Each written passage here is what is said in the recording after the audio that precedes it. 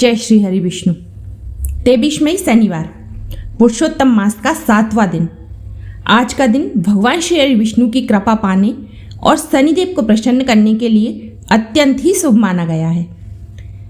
आज सूर्योदय का समय लगभग 5:28 पर रहेगा।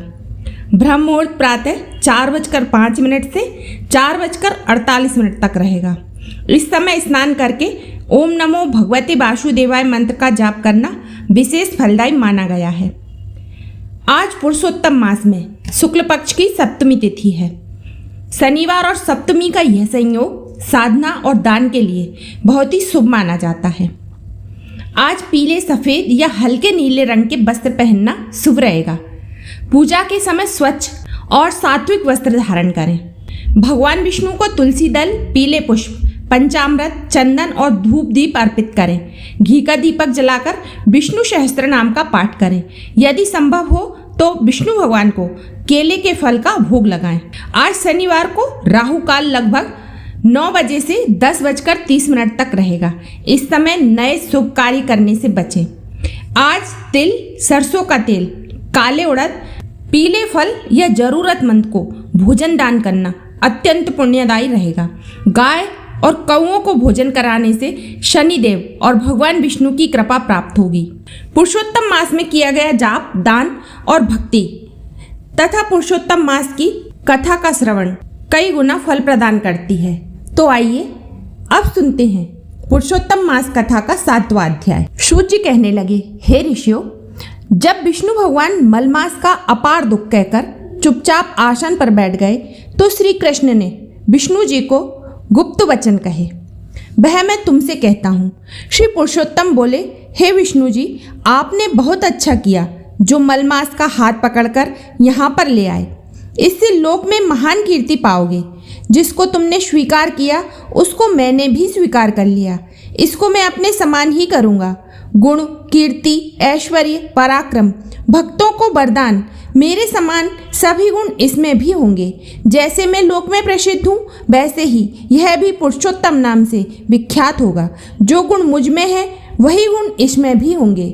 हे जनार्दन, तुम्हारी प्रसन्नता के लिए मैंने अपने सभी गुण इसको दे दिए। यह पुरुषोत्तम के नाम से जगत में विख्यात होगा और मेरे समान होकर सब मासों का स्वामी होगा। अब यह जगत का पूज्य, जगत के नमस्कार करने योग्य होकर पूजनीय होगा और पूजने वालों का दुख, दरिद्रता का नाश करेगा। सब मास इच्छा वाले हैं, मैंने इसको इच्छा रहित किया। मनुष्यों को मोक्ष देने वाला अपने बराबर मैंने इसको किया है। जो कोई इच्छा रहित या इच्छा वाला इसको पूजेगा वह अपने किए कर्मों को भस्म करके निसंशय मुझको प्राप्त होगा। हे गरुड़ध्वज, महाभाग्यशाली यति, ब्रह्मचारी महात्मा, निराहारी भी मेरे परम स्थान को प्राप्त नहीं होते हैं, परंतु पुरुषोत्तम के भक्त मास भर में जन्म मृत्यु से रहित हो बिना परिश्रम के ही हरि के पद को पा सकते हैं। सब साधनों में श्रेष्ठ, सब काम तथा अर्थ को देने वाला यह पुरुषोत्तम मास स्वाध्याय योग्य है। जैसे हल से बोए हुए बीज करोड़ों गुना बढ़ते हैं, वैसे ही पुरुषोत्तम मास में किया हुआ पुण्य कोटि गुना बढ़ता है।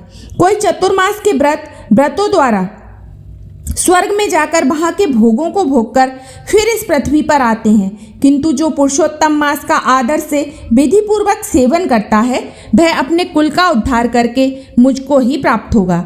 जो महाअज्ञानी मनुष्य इस मास में जप, दान आदि नहीं करते और अच्छे कर्म नहीं करते, देव, तीर्थ और ब्राह्मण से बैर करते हैं, वे दुष्ट भाग्य पर जीने वाले हैं। उनको खरगोश के सींग के समान स्वप्न में भी सुख नहीं होगा।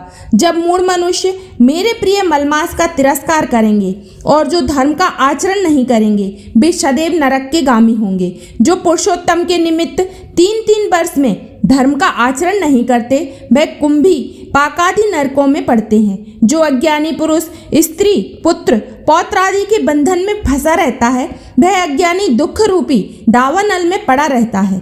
जिसका अज्ञान से मेरा प्रिय अत्यंत पुण्यदान पुरुषोत्तम मास बीत गया, उनको कैसे सुख प्राप्त हो सकता है। श्रेष्ठ भाग्य वाली जो स्त्रियां पुत्र सुख, सौभाग्य के लिए पुरुषोत्तम मास में स्नान, दान और पूजन करेंगी, उनको मैं सौभाग्य, संपत्ति, सुख, पुत्र दूंगा। और जो मेरे इस मास को ऐसे ही व्यतीत कर देंगी, उनको मेरे प्रतिकूल और स्वामी से सुख नहीं होगा।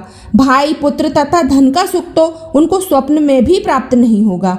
अतः सब मनुष्यों को मेरे इस मास में स्नान, पूजा, जप आदि करना चाहिए। विशेष करके अपने शक्ति के अनुसार दान करना चाहिए। जिसने भक्ति और श्रद्धा से पुरुषोत्तम मास में मेरी पूजा की, वह धन तथा पुत्र का सुख भोग कर अंत में मेरे गोलोक में वास करेगा। मेरी आज्ञा से सभी मनुष्य मलमास को पूजेंगे। मैंने सब मासों में उत्तम इसको किया है, इसलिए हे रमापते, तुम चिंता न करो। पुरुषोत्तम मास को लेकर बैकुंठ को जाओ। इसी के साथ पुरुषोत्तम मास कथा का 7वां अध्याय संपूर्ण होता है। बोलिए श्री विष्णु भगवान की जय।